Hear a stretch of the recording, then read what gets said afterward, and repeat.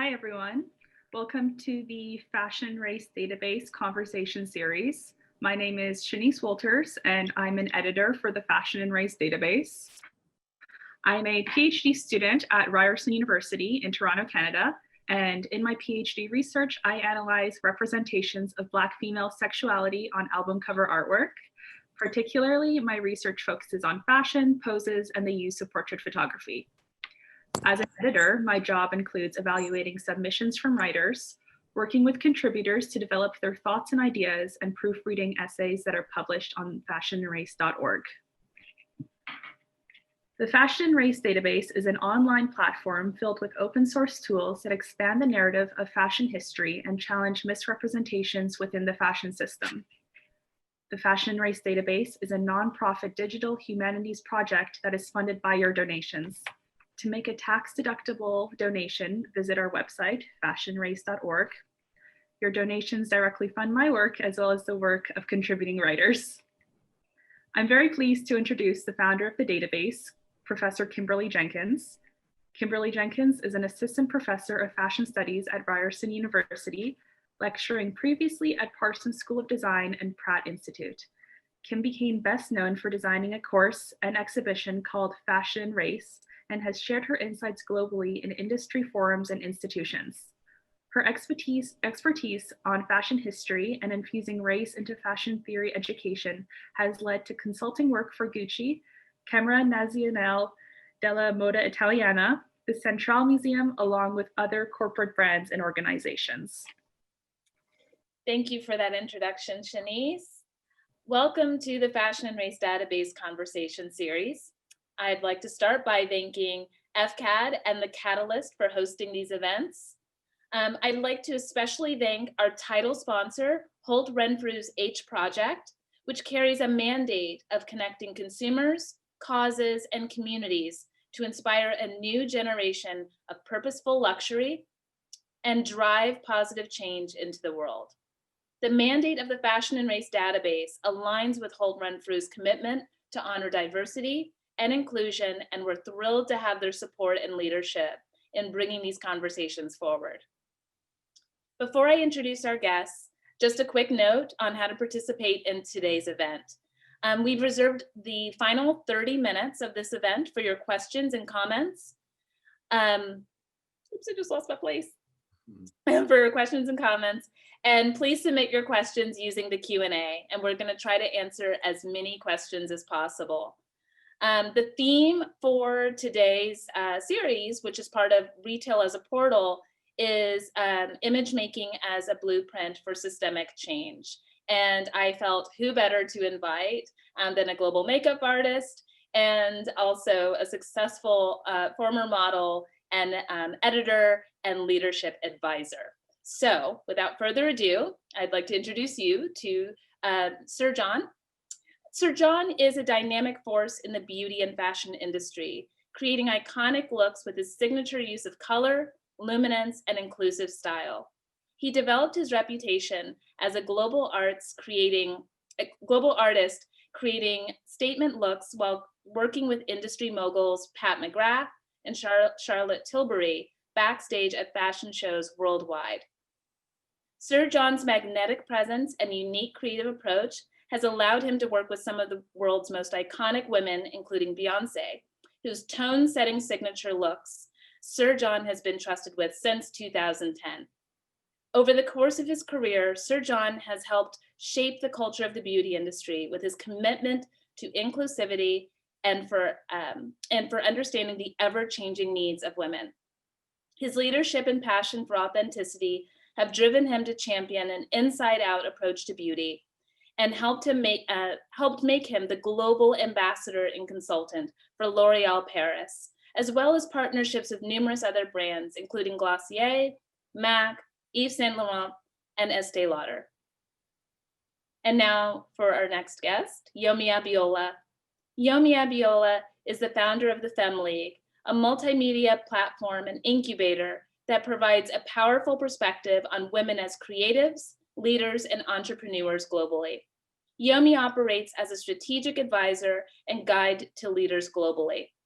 She is a former creative director and model, As an international voice for cultural curiosity and inclusive leadership, Yomi has advised and presented at numerous organizations, including Harvard, Yale, Milken Institute, MIT, the United Nations, the Wilson Center, and TED.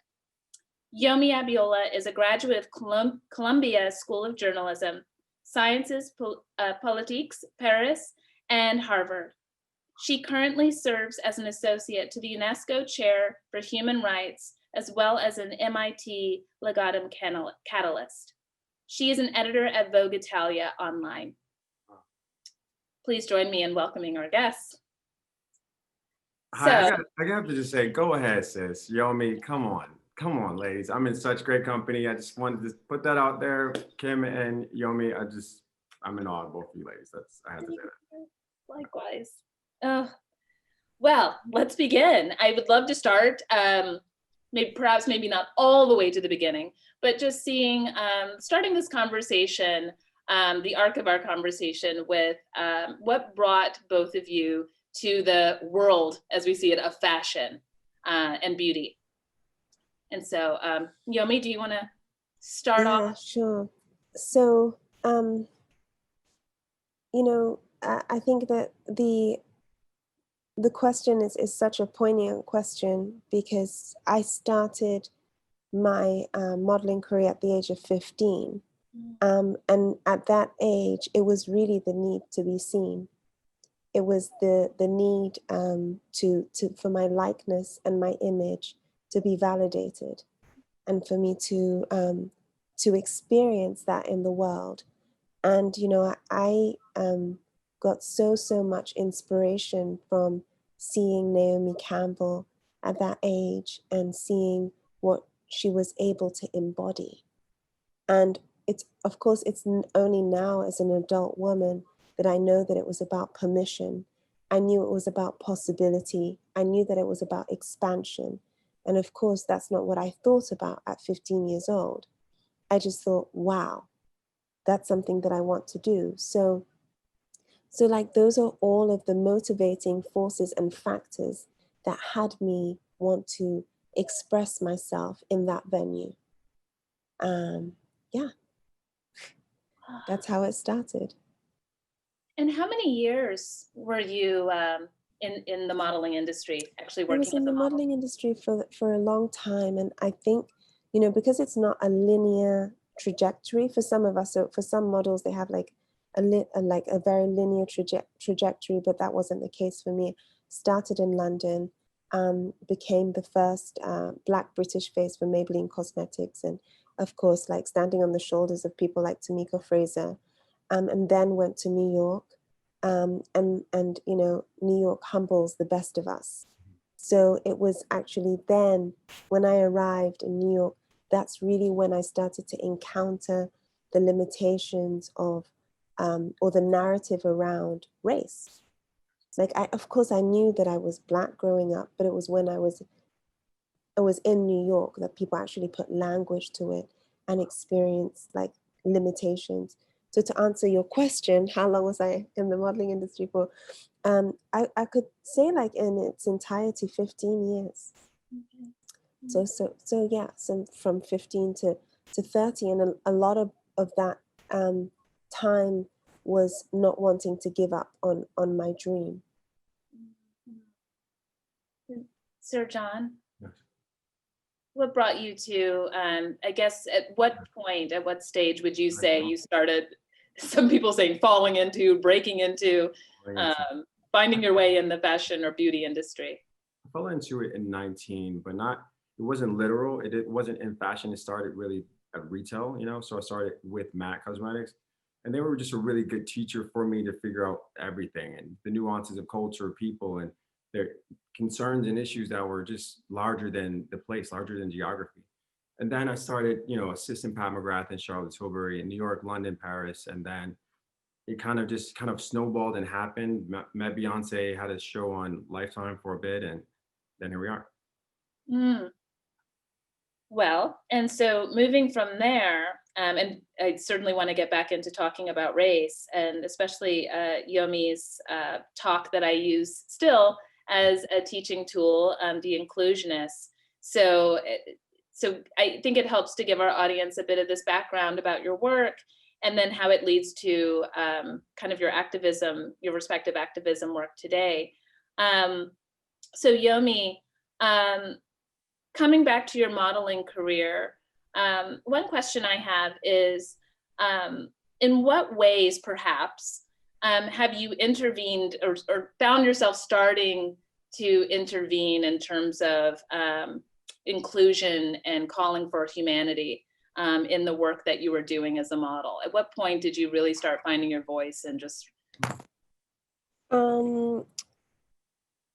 I think that like I always had my voice. I just dampened my voice to fit the culture and to fit the unspoken rules of being able to fit in and move forward. However, I think when I came to New York and spent some time there working and also just kind of expressing what my soul calling was and the level at which I thought that I should be working, and that wasn't met with the support that I needed, because everybody needs support in their careers. So John was talking about the people that he had worked with, which then catapults you forward. So when I didn't receive the support in the way that I needed and I wanted, then that's when I decided that I was going to go to journalism school, and I was actually going to give myself the tools to actually ask why the industry was the way that it was. Like, I wasn't going to just take no for an answer or start to add to the conversation of scarcity. Like, you know how it is, or we already have one token Black model, or that's the way, like, that was not, I refused to just accept that. So I went to journalism school, I became a journalist, and then I started contributing to Vogue Italia. And then it wasn't enough for me to just be writing about it. And that's when I became an image creator. That's when I traveled to places like Nigeria to cover their fashion week. That's when I traveled to places like Jamaica to shoot the people to take photos of, I should say, the people that may not make it onto those platforms because they are overlooked. So it was a process that revealed itself to me, and that came from the unwillingness to accept things the way they were. Like, I was not willing. And that's what supported me in amplifying my voice. How accepted was this approach? During that time, how many voices, I know we almost take this for granted now, in 2019 and 2020, everyone's speaking out and feeling more bold. But at the time that you were doing this work, how supported did you feel? Or even I was not supported at all. Questioning I was not supported at all. I was not supported at all. And and oftentimes you can internalize the feedback and make it mean that there's something wrong with you. I was not supported at all. And one of the behaviors, I guess, that I had to unlearn is, like, I also didn't shout about the work that I was doing. So there are a lot of people that Kim, that is standing on your shoulders, but I didn't shout about the work that I was doing, which I in hindsight I should have. But it was really just about the work, and in a way it was, there's a saying that you give that which you most want to receive. So it was about me giving that which I wanted to receive but hadn't received yet. So I wanted to, and it was so interesting to me because there are so many players in the fashion industry that pretend to be helping or supporting, and they're not. They're doing nothing. Because if I told you how much I was being paid by Vogue Italia, you would laugh at it. But still, that didn't stop me from making sure that these young women that had potential had an opportunity, a real opportunity. And of course it wasn't supported because it strips the facade of everyone that's pretending to help, One thing, and I want to bring Sir John into this conversation of also when you started, kind of in the industry, and also how you kind of looked around the landscape and saw what was going on as well. One thing I do want to touch on that ties into how you started moving into this work, Yomi, is a talk that you did in Gothenburg for TED called The Inclusionists. And whenever I I facilitate a workshop called Fashion and Justice, a traveling workshop with my dear friend and colleague, Dr. Jonathan Michael Square at Harvard.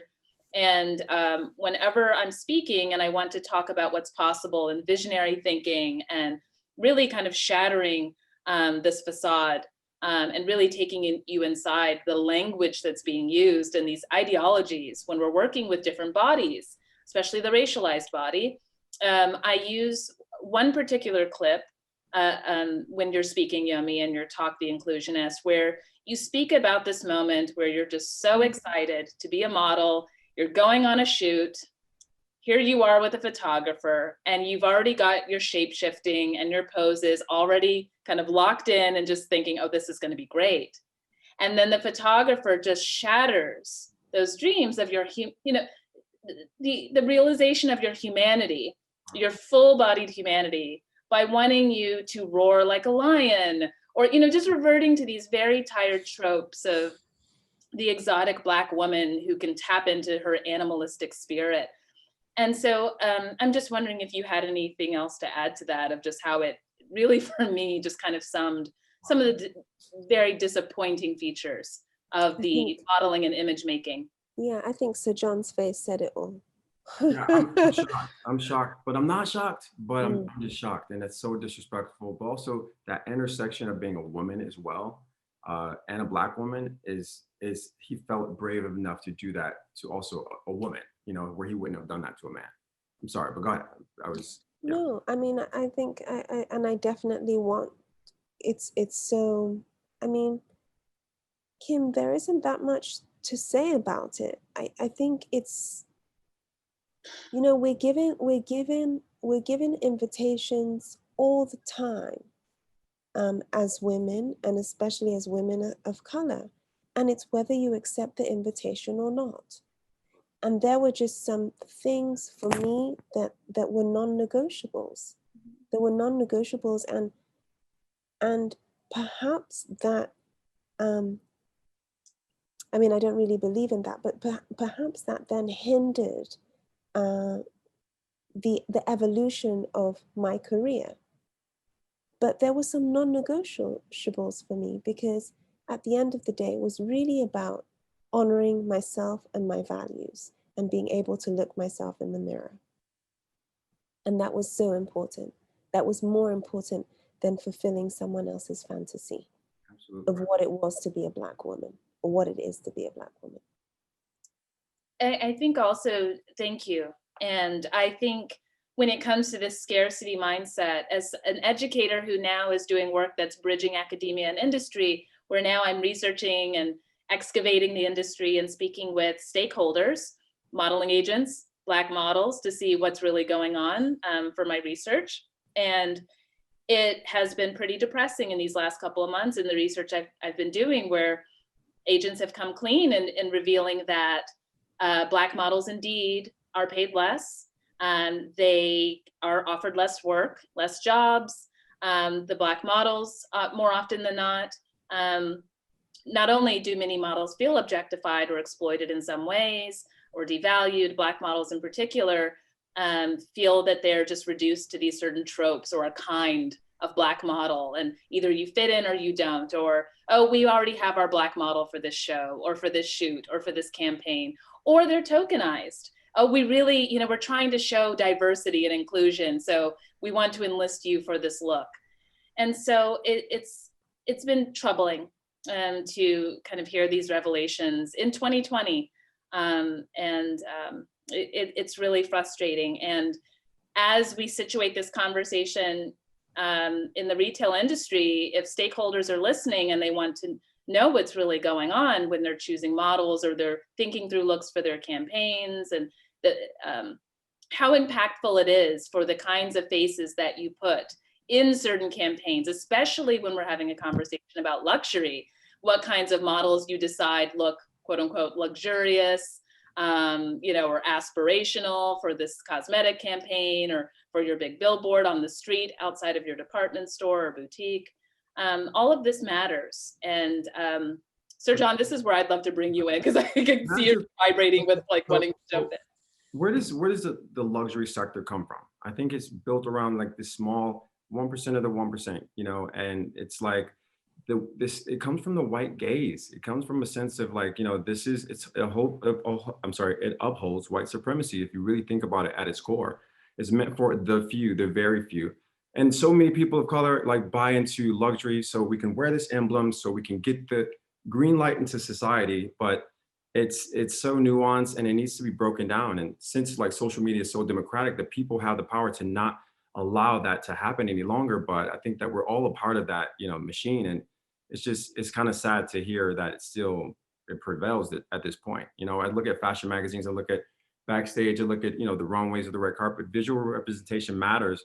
And it matters so little boys and girls can see themselves on campaigns and advertising. I can see myself wearing Versace or Prada or whatever that looks like. That's why Naomi was so popular and really rocked us to our soul when we were children, me as well. And I talk about her all the time, and she actually was my first client, my first major client. But the problem is that when we look at this this luxury area, why is it there? Why is it still holding its je ne sais quoi, or why does it still hold that sense of aspirational quality?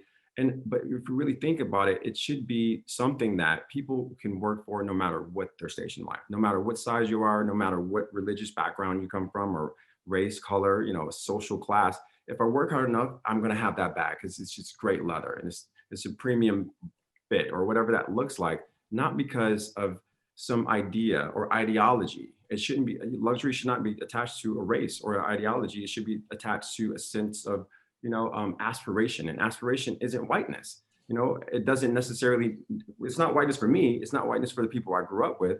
But as we look at, I look at Ralph Lauren and I look at, how Black culture takes something in and we completely change it and make it, and we bring some heat to it and bring it culture. Like we are the most copied and imitated people on the planet, and any buyer at any store knows the influence of, the Black person, and what that looks like, as we took the bob haircut from the 60s. What did Salt and Pepper do? They shaved off half of it, and it was, and it became a thing. So as I just want to say, as we look at the luxury sector, we can no longer continue to allow that narrative that was put upon us. It's centuries old. It didn't happen in the 20th century. It didn't happen in the 19th century. This comes from antiquity. This comes from, colonialism. It is colonialism at its finest, if you really think about it, but it's passed down and repackaged and repurposed in a way that's digestible and palatable for, present day society. So yeah, that's kind of how I feel about the luxury sector. But how I got into this area is I also feel like, being backstage at these shows, being a Black makeup artist or a Black creative, it doesn't matter if you're a hair makeup artist, a photographer, the reason that boat cover that Beyoncé and we did 2 seasons ago was so popular because no one has ever shot and been behind a lens of color, a Black person. And as in venues don't count. they don't consider themselves Black or the Black experience. When people are marching, hundreds of thousands of people are marching for equity and justice in the right direction, the same direction, rather, a lot of people don't feel like that has anything to do with them. So that's why when I say, a lot of people say people of color, but are people of color marching and, getting hosed down in the 60s, campaigning for civil rights? No, that's Black people. So when I look at, Black people, I think about the gay rights movement, the women's rights movement, animal rights comes from us speaking up. So I don't want to take that over, but that was kind of a trigger for me, emotional trigger. So I just have to speak on it. Do we fit in this space, in the retail and luxury? Where do we fit in this scenario? Well, it's according to numbers, we are a massive, we buy into it. We not only buy into it, we sell it. If we look at the top musicians in the world, the people who move the needle in terms of culture, the people who actually sell things they are the musicians, the people who are on stage, the people who have that thing, that X factor that little kids want to be like. And most of those people are Black. And so when we look at that, it's a fact. It's not an opinion. That's a fact. And so when we look at that, where do we fit? I think that we are, it's not about us fitting. It's about, the luxury sector realizing we need to wrap our minds and brains and reposition the education or the positioning that we thought we had around a new world. I think we're only going to become more multicultural. We'll only be more multicultural. We're not, any world that you remember, as we always talk, I hear a lot of saying in the United States, let's bring it back to the good old days, or let's make America great again, or whatever that looks like. I wish things were the way they were. For some people, it was quite all right. For some people, it was very comfortable. For some people, I'm sure that they do want to go back to a novel time or past generation.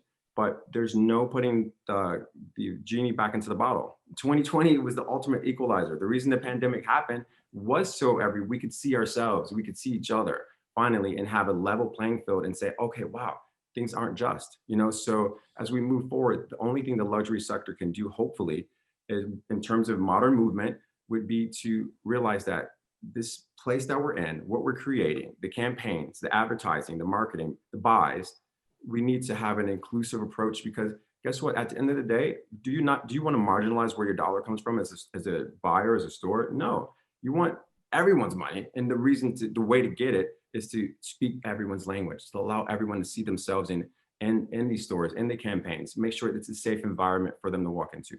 Yeah, especially safe environment. I include that in some of my classes where I share the research of scholar Cassie Pittman, and it's called her article is called Shopping While Black, and she breaks down everything that the average Black person endures or has to deal with, even when it comes to preparing yourself, the way you dress or your comportment before you walk into these luxurious spaces. And then how you're ultimately treated when you're just there to spend money. Because one thing you and I were talking about before we started, Sir John, you were saying, and Cassie Pittman says this exactly in her article, her case study, retail is supposed to be a pleasurable experience. It's supposed to be a liberating experience, and it kills it when you're going in there, oh, I can't wait to buy this watch, or I can't wait to buy, whatever. And you're getting stared down, you're getting followed throughout the store. People are already doubting, your spending level, what you can do. Kim, to your point, retail is called therapy, retail therapy for a reason. It is supposed to be therapeutic. It is supposed to, and also the beauty industry as well. When we look at experiences, in terms of beauty, when we go into a Sephora or, a store or a department store, it's there for a reason. It's supposed to be soothing. It's supposed to get our mind off of what we're possibly going through, a divorce, kids, bothering us, whatever, work pressures. And so when our community or communities of color have to think, if you think about it, I'm not sure how many people who are listening or Black on the other end, but we have to dress up to go into a store. When I look at my white counterparts or my peers, they look like they're going to take out the trash. And I say that in the best way possible. Like with sweats, like something I would wear to bed. Sweats, a t-shirt, a hat, a messy hair to go shopping. And they would not think twice about having or garnering different service.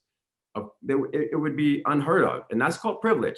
Privilege is not necessarily, it's good to learn about it instead of having to experience it, which is racism. So when you go into a store, while being Black, it could be Phipps in Atlanta, it could be somewhere in London, in Suffrages, whatever that looks like, in Paris somewhere, on Champs-Elysees. But when you go into these stores, you know that, hey, I'm being watched from the moment you walk in, myself included. Like I've worked my ass off in my life, and I'm part of the luxury business. I'm part of the reason you see the visuals that you see, the runways. I've been backstage of Versace, Celine in Paris, all these kind of things.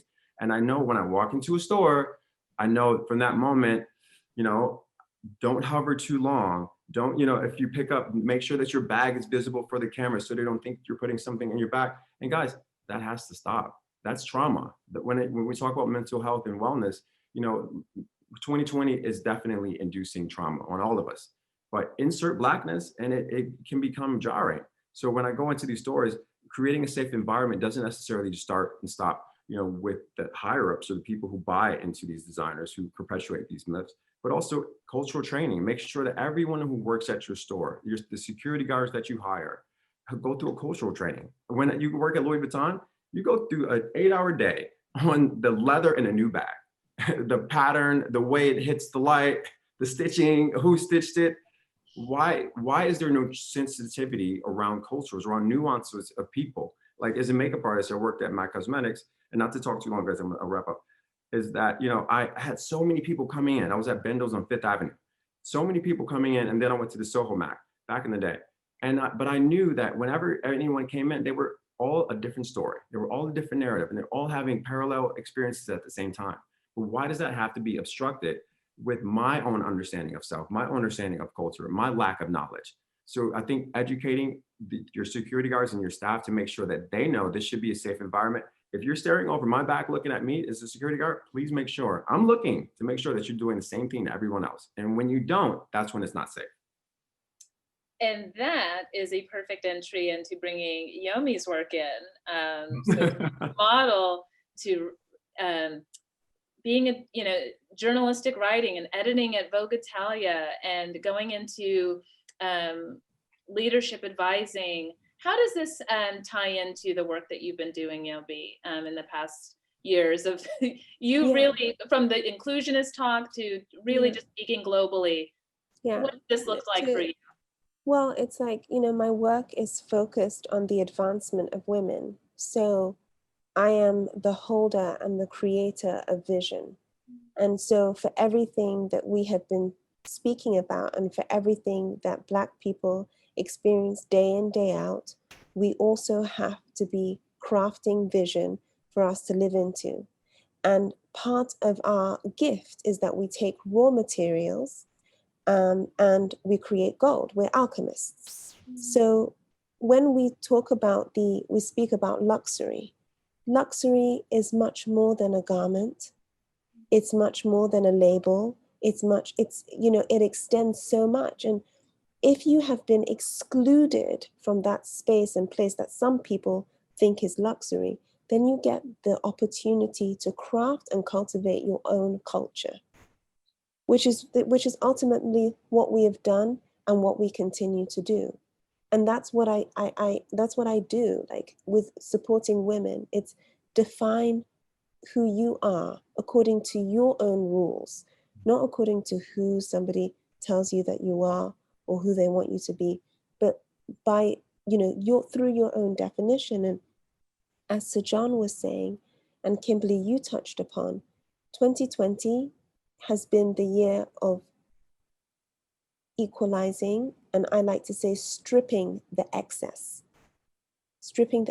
because, for everyone who traveled for work, so many people haven't been able to travel. To everyone that had to compartmentalize their lives, people understand that we have lives. We are full human beings. And we have been, the luxury of today, of now, is the essential. Our greatest luxury is health.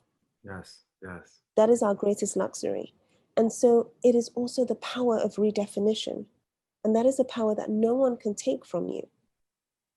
That is a power that no one can take from you. You can redefine that.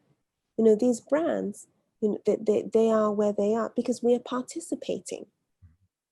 And you can remove your participation, just like an invitation. So it's really important for us to also work with it on an ideological level, on a philosophical level, on a behavioral level, on a choice level, and exercise our choices. Love that. And exercise our choices. It's so important. Thank you for that. That beautifully said. The work, so then in leading up to that, the work that you were doing as a creative director and then as an editor at Vogue Italia, what did that work look like, and how did that sort of shape, or did your perception of the fashion industry kind of evolve? It's clearly led to the way you're viewing the world now and what your priorities are right now. Yeah. So, I mean, it didn't evolve. It's really about it's about knowing an industry and deciding whether you want to play the game or not, essentially. And there's just some rules to the game that just didn't sit with me. So I couldn't play that. Yeah. However, I was going to make sure that I was able to transform as much as I could possibly transform. So for me, and my work with Vogue Italia, and the time that I spent there contributing online, you know, was about going to Bangladesh when Rana Plaza happened and actually giving a name to people who are making our clothes and the faces behind fast fashion. It was, as I said before, going to Jamaica for Fashion Week and really highlighting these wonderful young women that want to feel beautiful, that want to feel seen and acknowledged, and allow them to have that experience. It was, making sure that I highlighted the movement for Black Lives on these pages, like Prince's concert in Baltimore, you know, writing about that. And, you know, so John, I want to acknowledge your amazing portrait of Breonna Taylor behind you. Yeah, it's about intentionality. It's about intentionality. But it's also about risk. It's also about risk. Yes. And being willing to forego that which somebody tells you is your greatest treasure, to be able to forego that, to uphold your values. Like I didn't have what a lot of these high-powered, you know, editors had, but I had a knowing. I had a knowing that things shouldn't be the way that they should be, and just like, you know, just a trust that if I were to put forward and give that which I wanted, that I would also receive it in some way. And that is also called groundedness and courageousness in some ways, which it shouldn't really be called courageousness, but that is one thing I've definitely admired about your work. And Sir John, I want to, so with you being in the belly of the beast, really like in the industry, your trajectory has taken you from retail to then working with various high profile clients and being in spaces like working with L'Oreal now. And so as you move into these more elite and, to be quite blunt, you know, these increasingly white spaces where you kind of look around and notice you're one of the only ones, you know, when it comes to the personnel, the people on set, you're the only one kind of holding it down, and you're kind of looked to, if there's anyone else that's a person of color, a model, they kind of depend on you. I guess one question I have for you is, what does this sort of look like? Have you found yourself having to do what we call sort of extra work, you know, or you have to, or were you, so yeah, we can go anywhere with this. It's the work that I want to do, but it's kind of like, it's not weight. It gives me wings. Actually, I used to be like, you know, Yomi, to your point, I used to feel like, oh man, like, is someone going to take something? Is it all going to be taken away from me if I speak up? So, but you have to be a truth teller, like, and honestly, like, not look back. When the sun is on your face, the shadows fall away, you know? So it's kind of, but also you have to hold the spaces you're in accountable. And so my whole thing is this: I always tell people, guys, I don't count. My diversity doesn't count, because I check so many boxes. Like, and when I say that, humbly stated, you know, I'm only here by the grace of God. But check, you know, I'm Googleable, or you could, you know, this person and that thing. So no, it's not about how you treat me. It's about how are the voices who are working here. I'm a cultural advisor to a couple companies. I'm talking to, we're doing the work behind the scenes to make sure that brands are really accountable and stay accountable. I hate performance anxiety. I don't hate it, I dislike it. I feel like it sets us all back, but also I rather see a MAGA hat wearing Trump, like, I'm gonna keep it real, Trump supporting like outward racist, than someone who is, you know, a liberal person who actually will, you know, hide their sense, you know, and claim to be progressive and they're not. So performance anxiety not anxiety, performance alliance is quite damaging. And you don't want to be an ally, you want to be an accomplice. You know, an ally will be there for you as long as their dress doesn't get wet, as long as their shoes don't get dirty. You know, they'll get you to, you know, if you're in a boat, they'll get you to shore if the press is there. But, you know, an accomplice is the one on the front line, actually advocating for change, bringing these conversations into their home, talking to their family about race and what that looks like, unpacking learned behavior, things that they heard around the dinner table that just have no place in society any longer, you know? So, you know, being an accomplice is the goal. And the goal is really not so much so you're not giving anything away to anyone else, but you have to realize you want an equitable future for your children. You want your children to grow up in an environment that shares everyone's stories, that has, so many nuances and so many layers for them to unpack and have and feel akin and alike and adjacent to, everyone. So I think that's what true equity is. It's not about what we have right now. It's about where we're going. So when, when I'm in these spaces, I'm at the Vanity Fair parties. I go to the Oscars, the Golden Globes. I'm on the red carpet, and beautiful tuxedos. And everyone's in gowns, and you're right next to all the celebrities, and that's cool and that's nice now. But how are you? What are you doing to make sure that there's modern movement? Because I can't stay. I don't like being the only guy. A lot of people. I grew up in a generation of people in the business that love being the only one, love being the only Black person on the runway, the only Black person, on set. And that actually makes me really sad. It makes me really, really sad. So, and I'm not that guy. There needs to be, I fight for diversity in any direction that anyone wants to hear my voice. If you want to hear my voice, if you want to hear some glamorous stories about Beyoncé backstage at Coachella and all this kind of stuff, Black Lives Matter is right behind it. And so, and that's the work we have to do. And also, I'm a huge feminist. I've been working around women all my life, guys, as you know. And when we look at the women's rights movement, as a woman, when you feel marginalized, when you don't necessarily feel heard and you speak up, people rally around that. If a woman didn't feel safe going to her car after work and she talked about it, we would leave the office and go with her. If she came in and said, hey, a guy followed me for a block, we would all be up in arms. But when someone talks about any cultural, cultural differences in the workplace, microaggressions in the workplace, things like that, it's their imagination. It's something we'll work toward building up an ear to. And that is not acceptable. I look at, an agency, for me, I look at an agency I was going to go to in terms of representation, and all I'm bringing contracts, I'm bringing, all these things with me that you're just going to absorb and make money off of. But I said, the only thing I need from you guys is I see you have a location across the country, one in New York, one in LA. I need for you guys what is your commitment to diversity? That was the only one thing I needed. Before I give you guys all of this thing. And they couldn't commit to diversity. They couldn't commit to diverse hiring in 2021, not even in this margin of time that we're in now. What does the future look like? All of your office is white on both coasts. I was going to ask, what is commitment to diversity, just for starters, even look like when you're working with someone?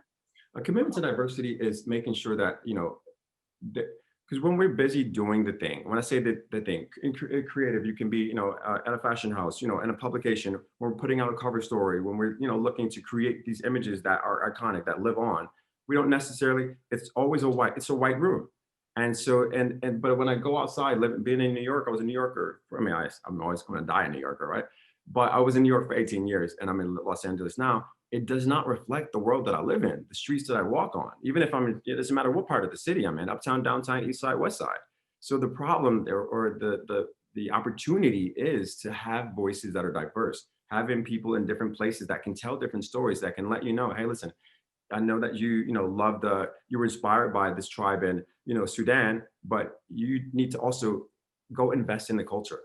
Don't put it on performance anxiety, or cultural appropriation is damaging.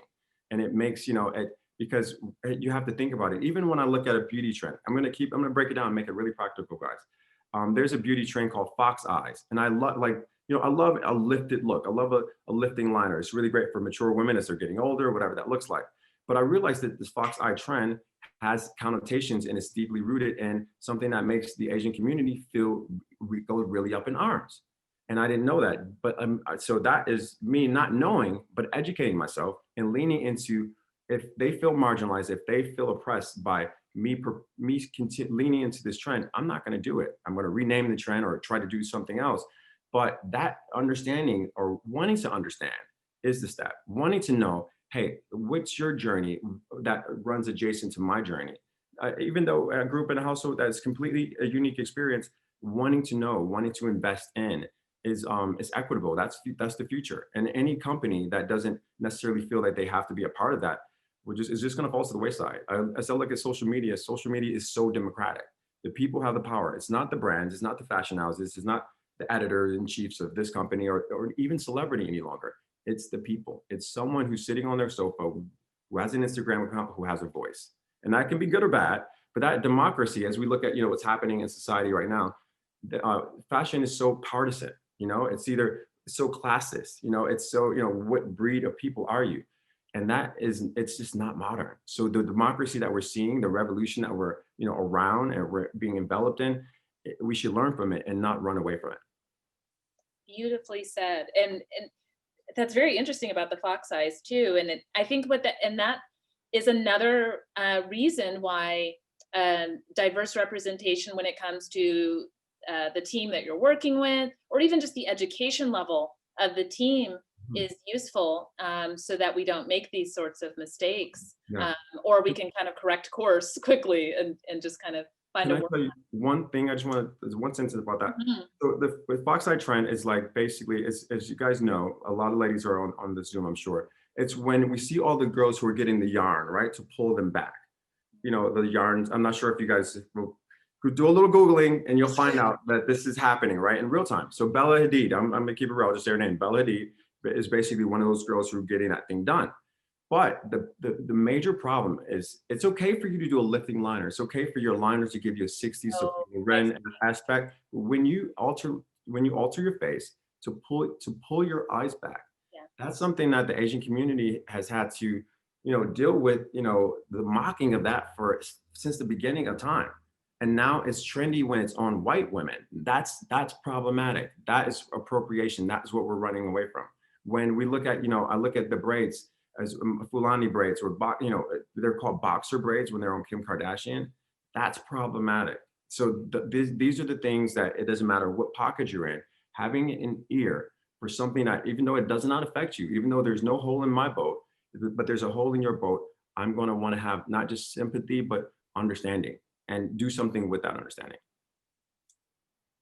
Before we go to closing up with solutions and before our Q&A, Yomi, one last thing I want to ask is, this is all kind of speaking to one phrase that I really like from the work you're doing: difference is power. And, truly diversity does sell. And, I really wish the luxury sector, or just retailers, people in the business of fashion, all of these stakeholders really understood that. And what do you mean by that, Yomi? I guess just when you're doing this work and explaining that difference is power. Well, I mean, the thing is that the business case for diversity is that, all you have to do is just like that. There's so many studies that tell you like the business case for diversity, like if innovation, everything that we've been speaking about. But it's interesting that people feel comforted by being in a sea of sameness, when that might be it's one of the most unexplored spaces and places. There is such a lack of wealth from just being around sameness. So the exposure to diversity is the true access to power. It's the true access to power, the difference, and being able to create a bridge in those differences. That's the power of expansion. That's the power of knowing different cultures. That's the power of being able to navigate through them, the ability to extract from these cultures and learn from them. Like that's the seat of power. So it's so interesting to me when I see industries fighting for sameness, because that's what's going to guarantee their extinction. The sameness. The sameness. Come on, sis. So, Kim, I think it's so gracious of you to want to figure out how, the certain industries or certain houses, how they start to become more diverse. But truth be told, if they don't do it, then they just won't be here. It's that simple. And that's really why I'm not losing sleep over it. Yeah. I'm just not. They will flush themselves out. They will flush themselves out, because here's the thing: true luxury lies in something that's intangible and can't be bought at the market. Yeah. It just can't. you know, everything that in your sense of being, in your sense of articulation. I mean, I could go on and on and on, but you can't buy for that. Like, you know, as they say, you know, when you wear garments in French, they call it semblant être. It gives the semblance, it gives the appearance. People buy luxury because they want to feel a certain way. But if you aren't that way within, then, you know, it's a facade. So you're saying luxury is a feeling? I'm saying that it's a philosophy, it's a feeling, it's a way of being, it's a behavior. You know, Sir John, I can speak to this because all the times that I have met you in New York, you've always been gracious and you've always carried yourself with elegance. That's who you are. And that to me is luxurious. Because I mean, you know, that's essentially it. We're talking about drapery, but what are we draping? Mm. Yeah. Wow. Yeah. Yeah. Like drop the mic. Somebody said drop the mic. Drop mic. Drop. Mic drop, guys. Oh, Yomi, you're about to have some brands just having an existential. All right, I got chills just now. You took me to church, babe. You took me to church. And yeah. that's so essential. And you know, Kim, that's the conversation that I want us to be having, is how do we vision the future? Because we know absolutely everything that we are, what we've contributed, how we elevate. We know that. And that is the conversation that I want to be having, not who's going to invite me to, you know. Yeah. Right. Wow. I was just answering something like that. I did a talk at Georgetown last night, and just very briefly, I just told them, you know, I just felt so naive in the fashion system. And then once you start to really be exposed to certain situations or certain features of the fashion system, you know, the luxury, all the things that I thought were aspirational, it just, once you see that gilded, you know, facade just chip away when you see the interior of some of these people or some of the practices, it just, you know, I just don't worship it. I don't worship those brands and aspire to those things. And I think we know too much perhaps now. Yeah.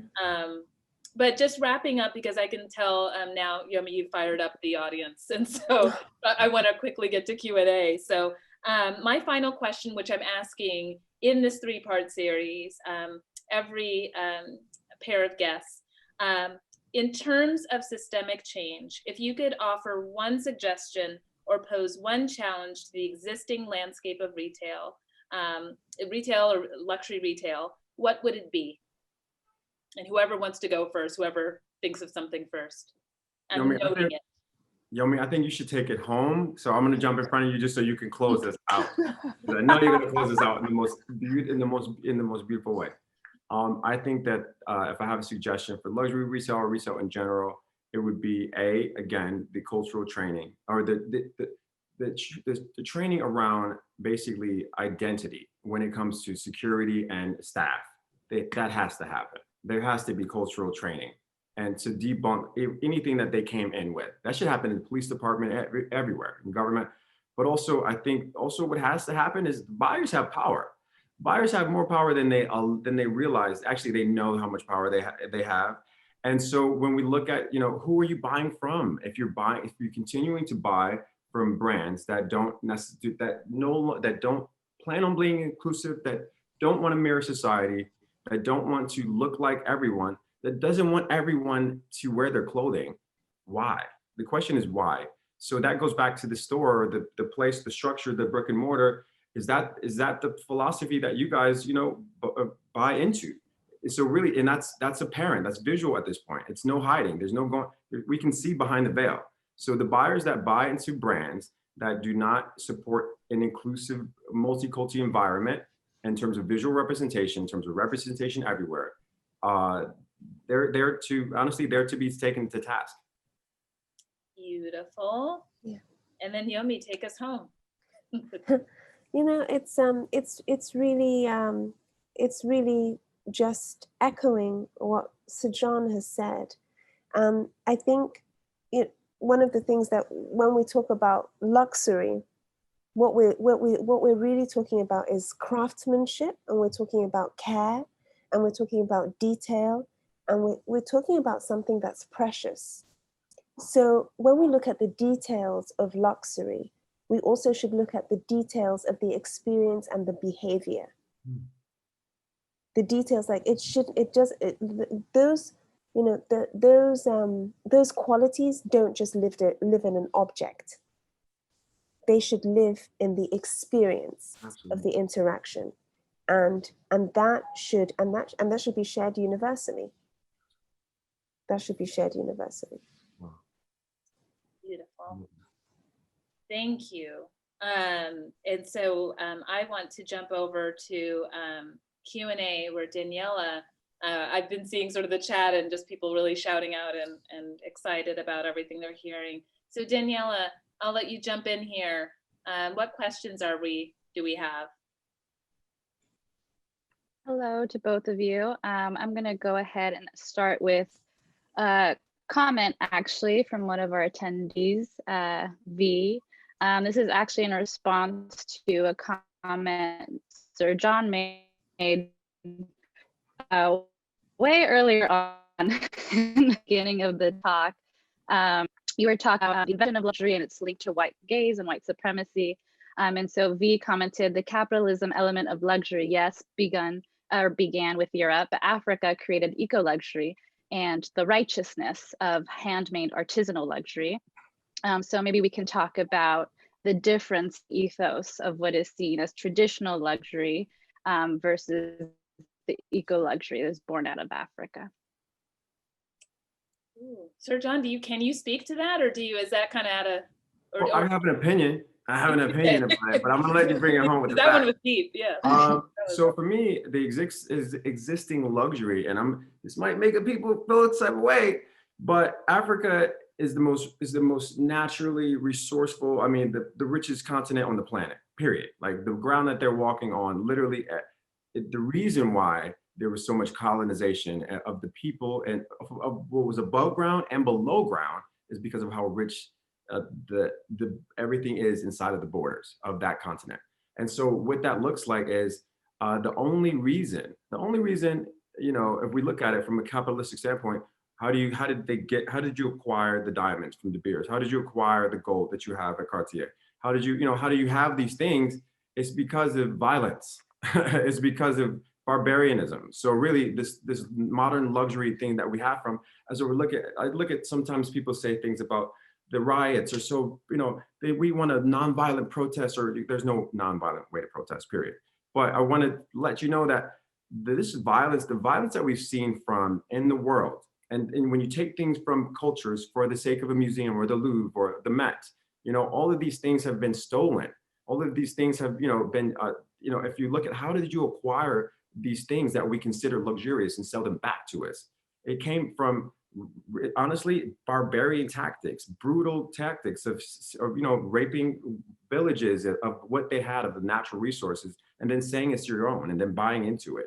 So that's the difference for me between eco luxury and capitalistic luxury. It's really just some people were prepared for that war or that fight. They had the readiness for that smoke, as we say in the hood, and some people didn't see it coming.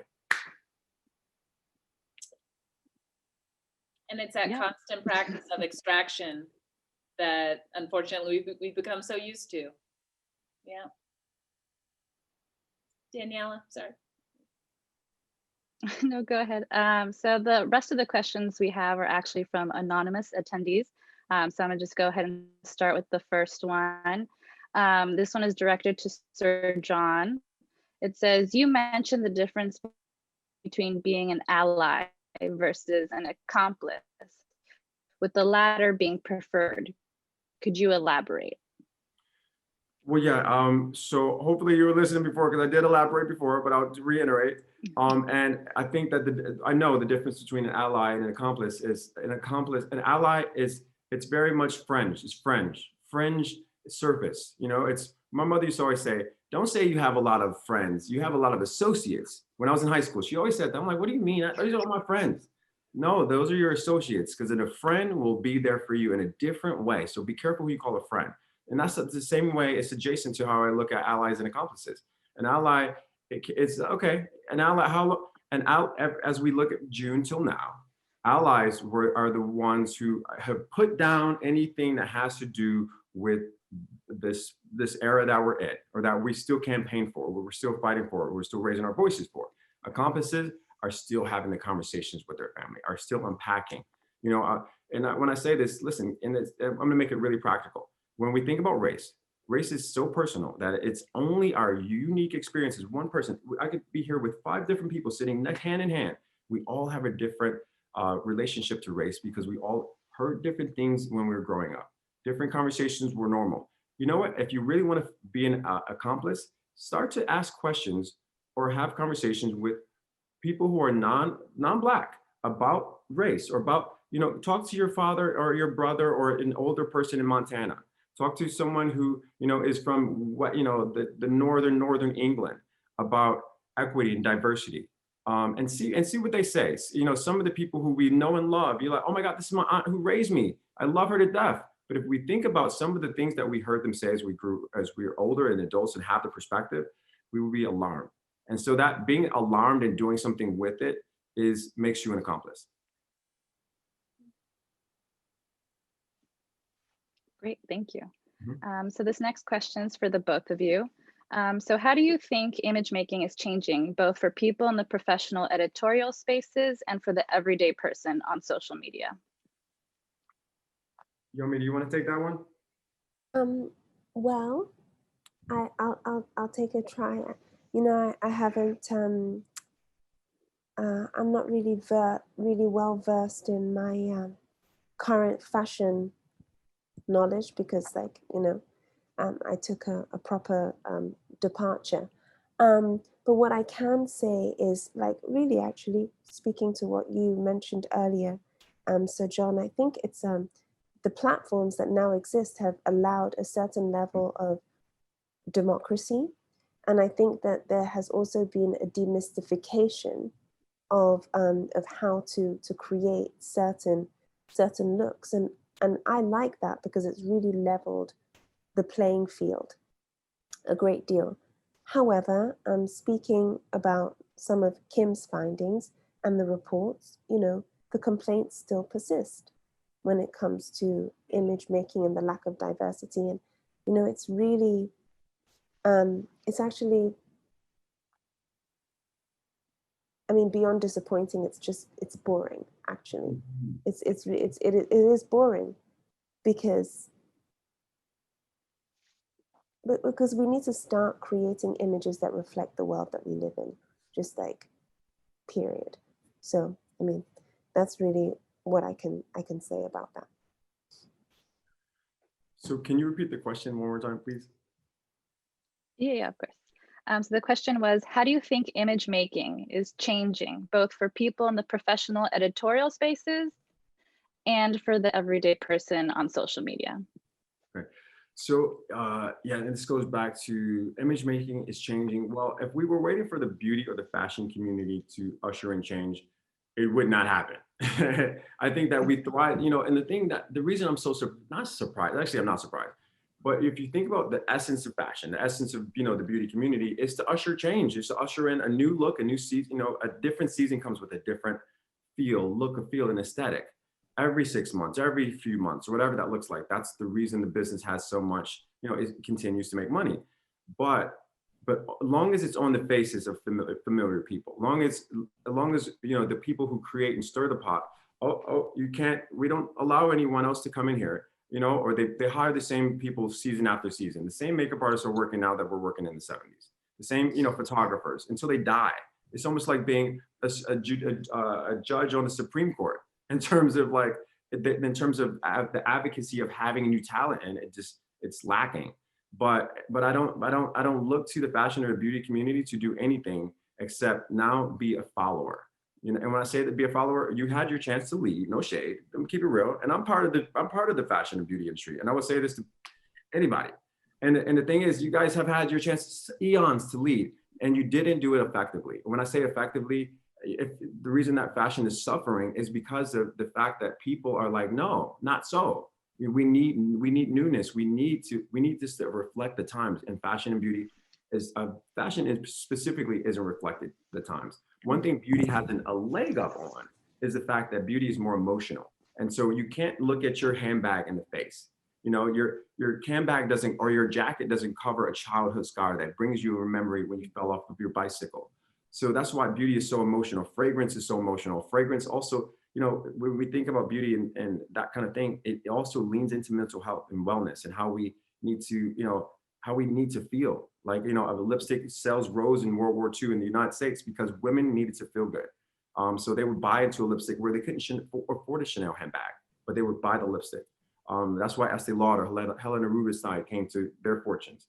But in terms of, you know, where we are in terms of like the people, the democracy, my hope is with the people. Keep leading, keep using your voice for change, keep showing us how to do it. Street culture, doesn't matter if you're from Korea or Cape Town, you know, as long as you are not looking toward the runways or the red carpet for change or for newness, we'll be okay. And honestly, it's our souls need it. We need it. Our mental health needs it. Our wellness depends on not looking for the powers that be, the people who continue to push the narrative out there to receive it from them. We can't. We don't have an option. Great, thank you so much. So our next question is from Esperanza Humphrey. She writes, white people have become the face of... Also a guest contributor for the Fashion and Race database. Yes. She writes, white people have become the face of sustainable fashion, but as we know, Black and brown cultures have always used sustainability in what we wear. How can the entire market effectively support and uplift Black and brown creatives that have always weaved luxury into their sustainable efforts? I'm just gonna say one thing and then I'll let you take it away. You know what the thing is, we're in a place where we don't need a megaphone any longer. We don't need to wait for, you know, because if you really think about it, Black and brown people, we've been adjacent. We are agriculture. We've been adjacent to agriculture from the beginning of time. So we don't necessarily need for anyone else to give us that allowance. When you have YouTube, you have social media, you can be your own storyteller. You know, so we don't, like, if you look at the music industry at one point you had to have a record label to push you, to advocate for you. Now, everything is so grassroots that all you need to do, look, you know, is make your own stuff and let it and hit the streets with it. And that will give you social currency on the block. And when I say the block is the hood, the block is community, the block could be Manhattan or Paris. But what I'm saying is tell your own story, stand for something and have something to say. And if that's what you're talking about in terms of sustainability and owning that narrative, then guess what? Get in front of it. So as long as you're in front of the message, not behind it, you'll be in a really good place. So John, I have a question for you. Yes, babe, talk to me. How do you get in front of the message? You get in front of the message. I mean, we're in front of the message right now. You know, you get in front of the message by the sheer exhaustion of the message being told in a different and not being told the truth. If you have a little brother or a sister, guys, I'll tell you this, you get in front of the message when someone else is telling the message and the message is not true. You know, how many of you guys have children at home and both of your kids are telling you a story and you're like, okay, you know what? You're giving me the real talk. Come on, you're holding some truth back to your story, because whoever's in front of the message, you know where the truth is coming from when you listen. If you're listening, and everyone is listening, 2020 is the ultimate equalizer. As we said, this is the year of the ear. And so if you're listening, if you're paying attention, you'll know. And it doesn't have to be loud, as long as you're talking, as long as you're communicating, as long as you are continuing to use your voice. Thank you. Great, thank you. So the next question is also from an anonymous and is for Yomi. What advice can you give to an aspiring Black model today? Get in front of the message. Yes, sis, yes. It's not even about an aspiring Black model today. It's a universal teaching that I share. Don't wait to be chosen. Do not wait to be chosen. Choose yourself. Choose yourself. Any body or person or, you know, society that you think needs to validate you in order for you to express the fullness of who you are, that's a falsehood. And you will waste time. So choose yourself. Do not wait to be chosen. That's what I would say. Perfect, thank you. So next question for Sir John. Can you tell us who the artist is who created the Breonna Taylor painting behind you? So guys, I don't know the artist, right? So I was at a photo shoot and the stylist had this and I was like, yo, I'm leaving. This is coming home with me, bro. And he just is like, okay, you know, so I don't necessarily know, but I don't know. And I feel terrible that I don't know, but I got a beautiful frame. I love Baroque frames. And so my whole house is kind of like Rococo inspired. I don't know. I'm gonna keep it real. But however, all you have to do if you're looking for like illustrations like that, there are plenty of Black artists. I'll go on my stories today, and I don't know who's asking this question, but I'm gonna post a photo of this with 2 artists that do similar work, and they're illustrators. So this isn't like a hand painting kit. This is an illustration that they've done graphically that we've blown up on canvas. Cool. That. Cool, thank you. Okay, so look out for that in his story. Okay, so next question is, who is doing work right now that you both find inspiring, or Kim. what gives you hope and inspiration? Kim Jenkins, go Kim for president, babe. Kim for prime minister. Thanks. Anyone else? Anyone? Can I share this? Yomi, my sisters, Yomi, look no further than the community that you are holding space with. And so for me, the reason I'm here and I lift, yes, my fight started for women first, yes. Because I grew up around a really strong Black mom. But I'm a Black man and I've seen so much in the business. I've been through so much in our industry. And so having spaces and being educated, like when I'm here with you guys right now, I'm talking just out of my experiences. I don't know what's coming out of my mouth, but I'm listening so intense to listen and learn from Yomi and Kim. So I'm taking this in, and this is class for me, guys. So this is the source for me. That's it. I know I'm passionate. I'm loud, guys, but I'm passionate. It's not anger. I'm just loud and passionate. I'm from Harlem, okay? No, it's great. Thank you. What about you, Yomi? Do you have anyone or anyone's work that you find inspiring? Yeah, so many people's work. I mean, and I guess it just depends on the space and the place. I'm really yeah, my sister is an incredible designer and an actress, and she's a jewelry designer and a textile designer, and her name is Tilbury. And I find her work incredible because she takes so much care and dedication and intricacy. Poetry, I'm loving Jericho Brown's work. I love what Jericho Brown is doing. I love what Keith Lemon is doing, also an amazing writer. I mean, so many people's work that feeds into a wealth. I mean, I feel so unprepared, but yeah, those are a few names. Great, thank you. So our next question is from Sonali Prasad. And they say, are there any major generational differences that you all have noticed that inspire hope and change in the industry? So that's for both of you. Yomi, you want to take that one first, babe?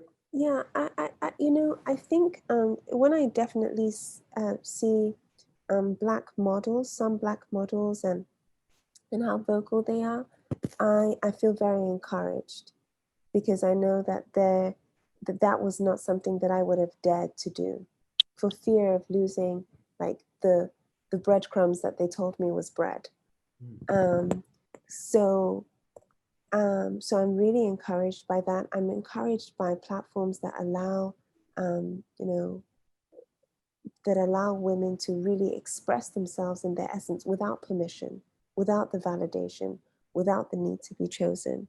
So generationally, yes. And I guess, you know, I am a little bit shy on social media, but the use of social media, Kimberly Drew's work, for example, I mean, social media that's like has been instrumental in just getting her work out there in the world, and the work that she's doing together with Jenna on Afrofuturism. So generationally, I think that the platforms that we now have really supported us in being able to hold people accountable in a way that we weren't able to before.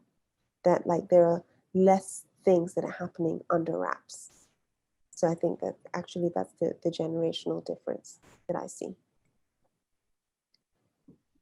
The generational difference that I see, Sir John. I think that, you know, I feel that, and I'm gonna sound like a little bit older than you guys right now, but I feel like it's not coming from my generation. I wasn't, you know, listen, I'm an activist because I became activated, like not because I wanted to, but it was because of a younger generation, like the babies, man, like, you know, they organize, you know, marches, rallies, they organize voting, for, you know, making sure that their voters turn out. Their robust knowledge of community is something that is it's unheard of. I've never seen anything like it. And so that right there is just, you cannot be anything but inspired, even if you don't agree with their message, or if you're on either side of the argument or discussion. Just the sheer fact that they are so compelled to act, to move, they believe in something. As we look at, you know, we're bringing this back to retail, as we look at Gen Zers, they shop by values. You know, does this company, does this brand share the values that I have? You know, do they? So they don't care about the stuff that we used to care about. They care about their environment. Will this world be here when I'm your age? Will this world be here when, you know, I want to have kids? Will my kids be able to drink the water? You know, the air, will it be clean? There be an equitable future in terms of race relations? So like, you know, as we look at things and how we're shaping up our reality today, I think a lot of our reality is shaping up, not because of us, but we're being led. And so, and I said, as I said earlier about retail, sometimes it's okay to be led and not lead.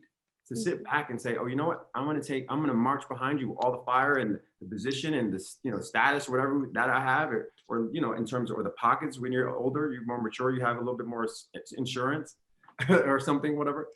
That has to happen. We have to come behind them and support them. So I was saying, support the youth, support Gen Zers in directions that they're going, because if my future is for these guys, I feel good about it. I feel good about it. I have to piggyback on that and confirm that being in the classroom with these students, 100%, their primary concern and priority as fashion design students is not being part of the problem, not perpetuating any of these cycles. They've seen enough. And so they just don't want to be part of it. So absolutely. Danielle, I think we have time for just one more question. Yeah, no, that's great. That's actually the last question. Oh. So this one's also anonymous.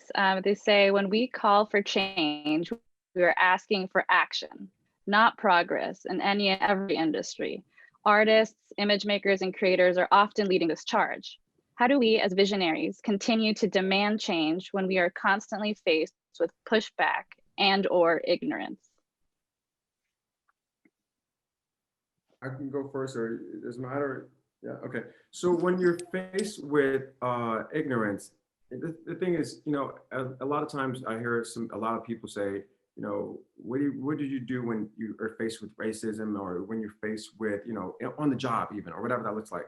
And no matter how, when they, you know, Michelle Obama famously says, when they go low, you go high. But no matter how ignorance or racism, I go into a place where I'm just even more diplomatic, and I try to be even more like, you know, who my grandmother would have wanted me to be, you know, and which is like, you know, just a guy or a person who can actually communicate something so well that it can translate. because my whole thing is this: with the cause, you can be a part of the cause. I'm sorry, and that cause can be anything. It can be in the environment. It can be women's rights, animal rights. But if the messaging that you have is doesn't pass your threshold, or it doesn't pass your neighborhood or your block, or or your friend's group chat, then it doesn't do anything for any of us. It doesn't serve your message, your cause at all. So making sure as young creatives that, or young advocates of change, or young activists, whatever that may be, anything that you're trying to do, making sure that you can allow your messaging to translate. And to translate well does not mean to assimilate. That does not mean you need to assimilate or even code switch. That's not something that you need to do. I'm quintessentially a Black dude everywhere I go. But wherever I go, I'm still accepted in all parts of the world, and they love me everywhere equally. But I work at that. It's not something I think of where as a badge of honor. It's just, I'm just an honest person. I'm going to be myself. So authenticity, guys, and making sure that you have a message that can translate to people who don't necessarily share your problems or share your concerns. Thank you so much, Sir John. Vote, everyone who's in the United States, vote. If you have family members that are on the fence, get them to vote. Use your voice. I think it's important for us to say that. Change is incremental. Change is incremental, and it requires stamina. It requires stamina. So first and foremost, radical self-care. Take care of yourself so that you can be in this, not for the sprint, but for the marathon. Really articulate and get clear about the change that you want to see. And make sure that you are already living and upholding those values, irrespective of your circumstances or your surroundings. Because, it's about integrity. It's about, first and foremost, integrity with yourself, honoring yourself as your word, and then, negotiate with yourself. Know what you're willing to do and what you're unwilling to do. And really let your yes be a firm yes and your no be a firm no. But ultimately, if you are not taking care of yourself, then you can't be any form of contribution to the change that you want to create and see. Thank you so much. That was so beautiful, both of you. Oh, wow. This is a beautiful way. This was everything I had hoped for this talk. And I hope for those of you who were here with us and who will be listening to this in the future, I hope this was nourishing and enlightening in some way. I want to thank everyone for joining us for this event, especially to my esteemed guests, Yomi Abiola and Sir John. And also, this wouldn't be possible without the generous support of Holt Renfrew.